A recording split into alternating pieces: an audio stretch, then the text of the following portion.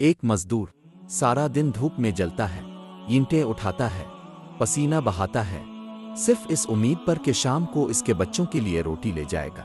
لیکن افسوس، کچھ لوگ ایسے بھی ہوتے ہیں جو اس غریب کی مزدوری روک لیتے ہیں، اس کا حق مار لیتے ہیں اور پھر اسی پیسے سے عیاشیاں کرتے ہیں۔ یاد رکھو، مزدور کا پسینہ خشک ہونے سے پہلے اس کی مزدوری ادا کرنے کا حکم دیا گیا ہے۔ نبی کریم نے فرمایا، مزدور کی مزدوری اس کا پسینہ خشک ہونے سے پہلے ادا کرو۔ سوچو، وہ مزدور جس نے دن بھر محنت کی، جب خالی ہاتھ گھر جاتا ہوگا تو اس کے بچوں کی نظریں اس سے کیا پوچھتی ہوں گی؟ ایک طرف غریب مزدور کی بھوک اور دوسری طرف حرام کے پیسوں سے سجی ہوئی محفلیں۔ کیا یہ انصاف ہے؟ اللہ تعالیٰ مظلوم کی آہ کو بہت جلد سنتا ہے، اور مزدور کی بد دعا انسان کی زندگی بدل سکتی ہے۔